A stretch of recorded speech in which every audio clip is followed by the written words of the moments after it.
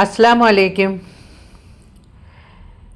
ഇന്ന് ഒരു മരുന്നുണ്ടയുടെ റെസിപ്പി ആയിട്ടാണ് ഞാൻ വന്നിരിക്കുന്നത്. കുട്ടികൾക്കും പ്രസവിച്ച് കിടക്കുന്ന അമ്മമാർക്കും നമുക്കും ഒക്കെ കഴിക്കത്തക്ക രീതിയിലുള്ള ഒരു മരുന്നുണ്ടയായിട്ടാണ് ഞാൻ വന്നിരിക്കുന്നത്.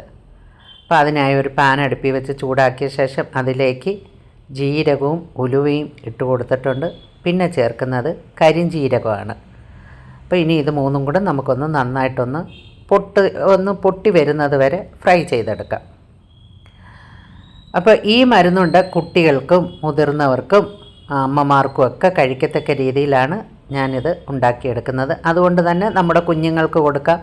പ്രസവിച്ച് കിടക്കുന്ന അമ്മമാർക്ക് കൊടുത്താൽ അവർ കുഞ്ഞുങ്ങൾക്ക് പാലൊക്കെ കൊടുക്കുമ്പോൾ ആ കുഞ്ഞുങ്ങൾക്കും നല്ല പ്രയോജനം ചെയ്യുകയും ചെയ്യും. ആ അമ്മമാർക്കും നല്ല ഹെൽത്തി ആയിട്ടിരിക്കാനും കുഞ്ഞുങ്ങളും നല്ല ഹെൽത്തി ആയിട്ടിരിക്കാനൊക്കെ തക്ക രീതിയിലുള്ള ഒരു മരുന്നുണ്ടയായിട്ടാണ് ഞാൻ വന്നിരിക്കുന്നത്. ഇത് നമ്മുടെ വീട്ടിൽ തന്നെ ഉള്ള ഇൻഗ്രീഡിയൻസ് വെച്ചാണ് ഞാനിത് ചെയ്യുന്നത്. പിന്നെ കുറച്ച് സാധനങ്ങളൊക്കെ നമ്മളല്ലാതെ വാങ്ങിയെടുത്തിട്ടുണ്ട്, അതുകൂടെ ഇതിലോട്ട് ചേർക്കുന്നുണ്ട്. അപ്പോൾ അതെല്ലാം ഞാൻ വഴിയെ കാണിച്ചു തരാം. അങ്ങനെ ജീരകവും ഉലുവയൊക്കെ ഒന്ന് പൊട്ടി വന്നിട്ടുണ്ട്. അപ്പോൾ ഈ ജീരകവും കരിഞ്ജീരകവും ഉലുവയൊക്കെ പൊട്ടി വരുന്ന സമയത്തിന് നമുക്ക് ഇതിലേക്ക് അയമോദകം ചേർത്ത് കൊടുക്കാം. അതായത് അജുവൈൻ കൂടെ ചേർത്ത് കൊടുക്കാം. അപ്പോൾ അത് ഞാനൊരു 1/2 ടീസ്പൂൺ അളവിലേ എടുത്തിട്ടുള്ളൂ. അപ്പോൾ നമ്മൾ ഇതിൽ ചേർത്തിരിക്കുന്നത് 1 ടീസ്പൂൺ കരിഞ്ജീരകം, 1 ടീസ്പൂൺ നല്ല ജീരകം, 1/2 ടീസ്പൂൺ അയമോദകം, പിന്നെ ഒരു 3-4 ടേബിൾ സ്പൂൺ ഉലുവയുമാണ് ഇപ്പം നമ്മൾ വറുത്തെടുക്കുന്നത്. അപ്പോൾ ഈ ഉലുവയും എല്ലാം ഒന്ന് നന്നായിട്ട് മൂത്ത് പൊട്ടിയൊക്കെ വന്നിട്ടുണ്ട്. ഇനി നമുക്ക് ഇത് പാനിൽ നിന്ന് മാറ്റി വേറൊരു പാത്രത്തിലേക്ക് ആക്കാം. അതിനുശേഷം വീണ്ടും പാൻ അടുപ്പിൽ വെച്ച്, അപ്പോൾ നമ്മളിതെല്ലാം ഒരു ചെറുതീയിലും മീഡിയം ഫ്ലെയിമിലും ഇട്ട് വേണം എല്ലാം വറുത്തെടുക്കുന്നത്. അപ്പോൾ വീണ്ടും പാൻ അടുപ്പിൽ വെച്ചതിന് ശേഷം വീണ്ടും ഇതിലേക്ക് നമ്മൾ ചേർക്കുന്നത് ബദാം പരിപ്പും അണ്ടിപ്പരിപ്പുമാണ്. അപ്പം ബദാം പരിപ്പ് അണ്ടിപ്പരിപ്പ് ഒരു 100 ഗ്രാം വീതം നമുക്ക് എടുക്കാവുന്നതാണ്. അപ്പോൾ ആ ഒരളവിൽ എടുത്ത് നമുക്ക് ഇത് ഒന്ന് വറുത്തെടുക്കാം. നന്നായിട്ടൊന്ന് മൂക്ക തന്നെ വറുത്തെടുക്കണം. അപ്പോൾ ഈ പൊടിയാക്കി എടുത്തു കഴിഞ്ഞാൽ ഇതെല്ലാം നന്നായിട്ട് നമുക്ക് ഒരു 3-4 ദിവസമെങ്കിലും വെളിയിൽ വെച്ച് കഴിക്കത്തക്ക രീതിയിലാണ് ഈ ഇങ്ങനെ മൂക്കയൊക്കെ വറുത്തെടുക്കുന്നത്. അപ്പോൾ നമ്മൾ ഈ മരുന്നുണ്ട് കേടാവത്തില്ല. അതുകൊണ്ടാണ് ഇങ്ങനെ ചെയ്യുന്നത്. ഇത് നമുക്ക് കർക്കിടക മാസത്തിൽ മാത്രമല്ല കേട്ടോ, ഇടയ്ക്കുള്ള സമയങ്ങളിലൊക്കെ ചെയ്ത് കഴിക്കാവുന്നതാണ്. അപ്പോൾ ഒരുപാട് ചൂട് കാലത്ത് കഴിക്കാതിരിക്കുന്നതാണ് നല്ലത്. നല്ല തണുത്ത കാലത്തൊക്കെ കഴിക്കുകയാണെങ്കിൽ നമ്മുടെ ശരീരത്തിൽ ഇത് നന്നായിട്ട് പിടിച്ചിട്ട് നമുക്ക് ശരീരത്തിന് നല്ല ഒരു ഹെൽത്തി ആയിട്ടുള്ള ഒരു ആരോഗ്യസ്ഥിതി ഉണ്ടാവുന്നതാണ്. ഈ മഴക്കാലത്തുണ്ടാകുന്ന രോഗങ്ങളും മഞ്ഞുകാലത്തുണ്ടാകുന്ന അലർജി രോഗങ്ങൾക്കെല്ലാം ഒരു പരിഹാരമാവുന്നതാണ്. മഴക്കാലത്തും തണുപ്പുള്ള സമയങ്ങളിലൊക്കെ ഈ മരുന്നുകൾ സേവിക്കുമ്പം അത് നമ്മുടെ ശരീരത്ത് നന്നായിട്ട് പിടിച്ച് കിട്ടും. അതിനാണ് ഈ മഴക്കാലത്തൊക്കെ ഈ കർക്കിടകമൊക്കെ ആകുമ്പോൾ നമ്മൾ ഒരു സുഖചികിത്സയൊക്കെ ചെയ്യുകയും മരുന്ന് സേവിക്കുകയൊക്കെ ചെയ്യുന്നത്.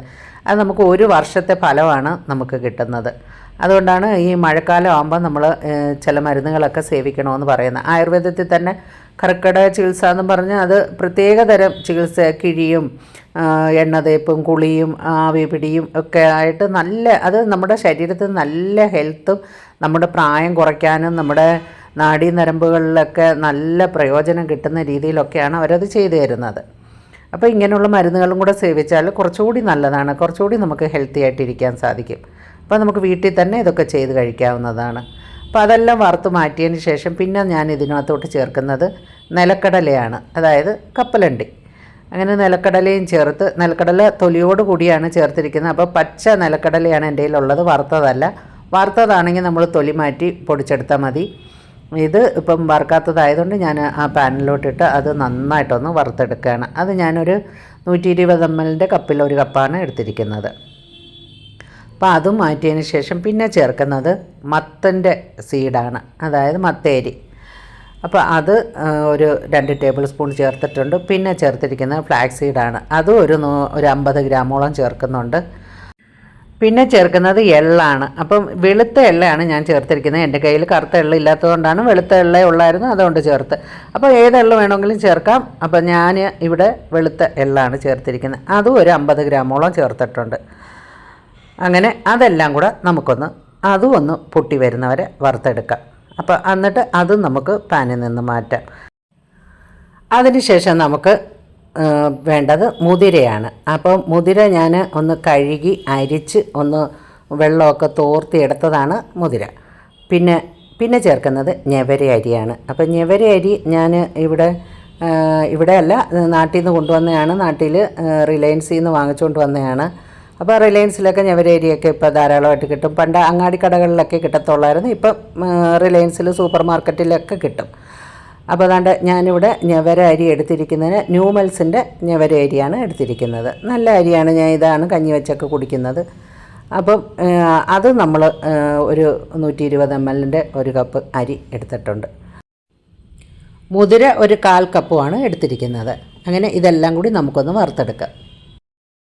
അങ്ങനെ അത് രണ്ടും കൂടെ നമുക്ക് നന്നായിട്ടൊന്ന് മൂക്ക വറുത്തെടുക്കാം. അതായത് ഒന്ന് പൊട്ടി നല്ല ഒരു മണമൊക്കെ വരുന്ന രീതിയിലാവുമ്പോഴാണ് നമ്മളിത് അടുപ്പിൽ നിന്ന് മാറ്റുന്നത്. അങ്ങനെ അതും നമുക്ക് വറുത്തെടുക്കാം. അപ്പം നമ്മളിപ്പോൾ ഈ ചേർത്തിരിക്കുന്ന ചേരുവകളെല്ലാം തന്നെ നമുക്ക് ശരീരത്തിന് വളരെയധികം വിറ്റാമിൻസും മിനറൽസും പ്രോട്ടീനും ഫൈബറും ഒക്കെ ധാരാളം അടങ്ങിയ ധാന്യങ്ങളും നട്ട്സുകളും ഒക്കെയാണ് നമ്മളിപ്പം ഇതിനകത്തൊക്കെ ചേർത്ത് വറുത്തെടുത്തിരിക്കുന്നത്. അപ്പോൾ നിങ്ങൾക്ക് ഓരോന്ന് കാണുമ്പോൾ തന്നെ മനസ്സിലാവും. അപ്പോൾ ഇതിലൊക്കെ ധാരാളം വൈറ്റമിൻ്റെ കലവറയാണ് ഇതെല്ലാം.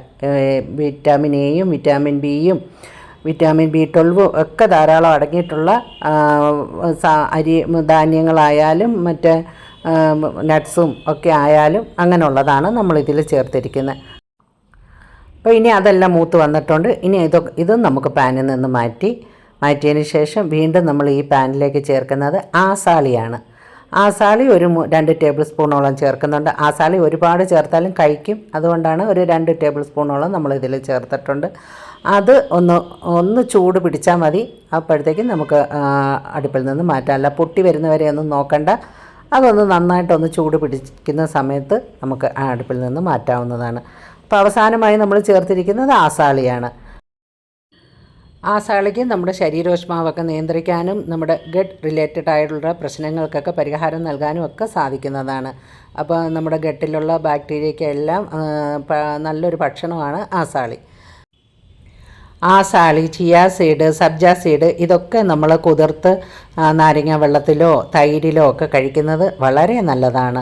നമ്മുടെ വയറിൻ്റെ ആരോഗ്യത്തിന് ഏറ്റവും നല്ല ഭക്ഷണമാണ് ഇതെല്ലാം. അപ്പോൾ നമ്മൾ ഇതിൽ ചേർത്തിരിക്കുന്ന ആസാളിയാണ്. അപ്പോൾ ആസാളിയും വറുത്ത് മാറ്റിയിട്ടുണ്ട്. ഇനി അതിന് ശേഷം നമ്മൾ ഒരച്ച് ശർക്കരയാണ് എടുത്തിരിക്കുന്നത്. അപ്പോൾ എൻ്റെ ഈ ശർക്കര ഒരു വലിയ അച്ചിൻ്റെ ശർക്കരയാണ്. അപ്പോൾ അത് ഒരെണ്ണം എടുത്തിട്ടുണ്ട്. അത് നമുക്കൊരല്പം വെള്ളം ചേർത്ത് നമുക്കൊന്ന് ഉരുക്കിയെടുക്കാം.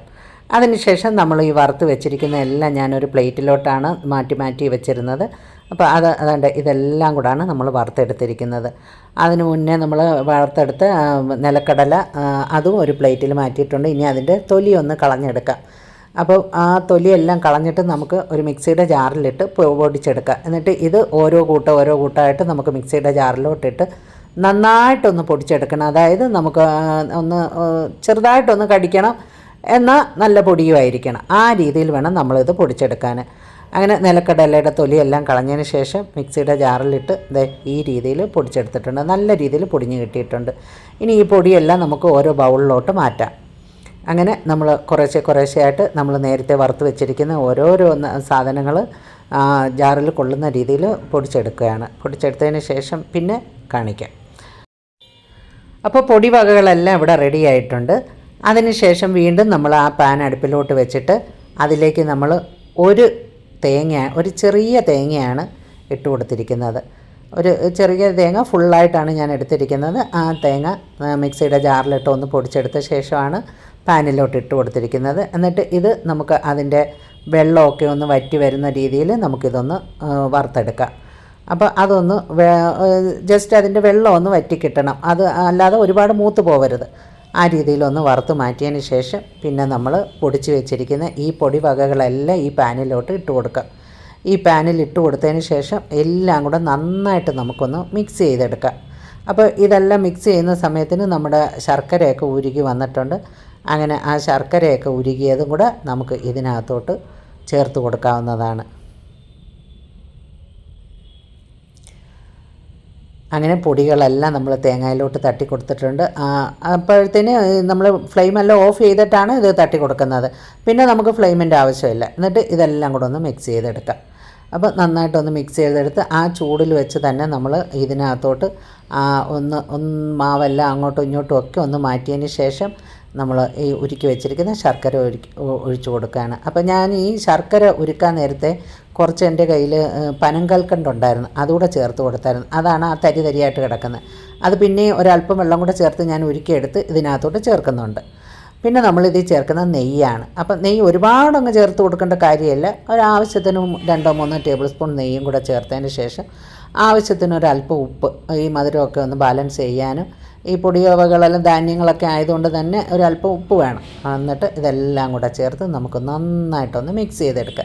ആദ്യം അടുപ്പിൽ ആ ചെറിയ ചൂടിൽ വെച്ച് മിക്സ് ചെയ്തെടുത്തതിന് ശേഷമാണ് പുറത്ത് വെച്ച് മിക്സ് ചെയ്യുന്നത്. അപ്പോൾ ഇതിനിടയിൽ നമുക്ക് ചുക്ക് പൊടിയും കൂടെ ചേർത്ത് കൊടുക്കാം. അപ്പോൾ ചുക്ക് പൊടിയും കൂടെ ചേർത്ത് കൊടുത്ത് കഴിയുമ്പോഴത്തേക്കാണ് നമുക്ക് ഇത് നല്ല ഒരു മരുന്നുണ്ടയായിട്ട് മാറുന്നത്. കാരണം ഇതിനകത്ത് അയമോദകവും ചുക്കും ഒക്കെ ചേർക്കുമ്പോൾ നമ്മുടെ ഗ്യാസ് ട്രബിളൊക്കെ ഉള്ളവർക്കാണെങ്കിൽ ഗ്യാസ് ട്രബിളിൻ്റെ അസുഖങ്ങളൊക്കെ മാറിക്കിട്ടും. അതിനാണ് ചുക്ക് പൊടി ചേർക്കുന്നത്. പിന്നെ വയറ് സംബന്ധമായിട്ടുള്ള എല്ലാ പ്രശ്നങ്ങൾക്കും പിന്നെ നമ്മുടെ ഇൻഫ്ലമേഷനും നീർക്കെട്ടൊക്കെ മാറാനും ഒക്കെ നമുക്ക് നല്ലതാണ് ചുക്ക് ചേർക്കുന്നത്. അതിനുശേഷം നമുക്ക് ഇതെല്ലാം നന്നായിട്ട് കൈകൊണ്ട് തന്നെ മിക്സ് ചെയ്തെടുത്തതിന് ശേഷം നമുക്കിതൊന്ന് കയ്യിൽ വെച്ച് ഉരുട്ടി നോക്കാം. ആ ഒരു അളവിനാകുന്നത് വരെ നമുക്കിത് നന്നായിട്ട് കൈകൊണ്ട് തന്നെ മിക്സ് ചെയ്തെടുക്കണം. അങ്ങനെ കൈകൊണ്ട് എല്ലാം നന്നായിട്ട് മിക്സ് ചെയ്തതിന് ശേഷമാണ് ഞാനിത് ബോൾസാക്കി എടുക്കുന്നത്. അങ്ങനെ എല്ലാം നമുക്ക് വേണ്ടുന്ന ഒരളവിൽ, ഒരുപാട് വലിയ അളവിലല്ല, കുഞ്ഞുങ്ങൾക്കായാലും എടുത്ത് കൊടുക്കത്തക്ക രീതിയിലുള്ള ഒരളവിലാണ് ഞാനിത് ബോൾസാക്കി എടുക്കുന്നത്. അങ്ങനെ ബോൾസ് എല്ലാം ആക്കി എടുത്ത ശേഷം ഇത് ഒരു ജാറിലിട്ട് അടച്ചാണ് ഇത് ഞാൻ സൂക്ഷിക്കുന്നത്. ഇത് പുറത്ത് തന്നെ വെച്ചേക്കും ഒരാഴ്ച കഴിഞ്ഞും ബാക്കി ഉണ്ടെങ്കിൽ മാത്രമാണ് ഇത് ഞാൻ ഫ്രിഡ്ജിൽ കയറ്റുന്നത്. അപ്പോൾ ഫ്രിഡ്ജിൽ നിന്ന് നമ്മൾ കഴിക്കാനെടുക്കുമ്പോൾ നമ്മൾ കുറച്ച് നേരത്തെ എടുത്ത് വെച്ചതിന് ശേഷം കഴിക്കുന്നതാണ് നല്ലത്. അങ്ങനെ വളരെ സ്വാദിഷ്ടവും ഹെൽത്തിയുമായിട്ടുള്ള മരുന്നുണ്ടയാണ് ഇവിടെ തയ്യാറായിരിക്കുന്നത്. അപ്പോൾ ഈ വീഡിയോ നിങ്ങൾക്ക് ഇഷ്ടപ്പെട്ട ലൈക്ക് ചെയ്യാനും ഷെയർ ചെയ്യാനും ആദ്യമായിട്ട് കാണുന്നവരാണെങ്കിൽ ഒന്ന് സബ്സ്ക്രൈബ് ചെയ്യാനും കൂടെ മറക്കരുത്. അപ്പോൾ ഇത് രാവിലെയോ രാത്രിയോ ഒക്കെ കഴിക്കാവുന്നതാണ്. രാവിലെയും രാത്രിയും കഴിച്ചാലും കുഴപ്പമില്ല. അപ്പോൾ നല്ല ആരോഗ്യം വേണ്ടുന്നവർക്ക് നമുക്ക് രാവിലെയും രാത്രിയിലും കഴിക്കാം. കുഞ്ഞുങ്ങൾക്കും രാവിലെയും രാത്രിയിലും കൊടുക്കാവുന്നതാണ്. അപ്പോൾ ഇനി ഒരു വീഡിയോ ആയിട്ട് കാണുന്നവരെ ബൈ.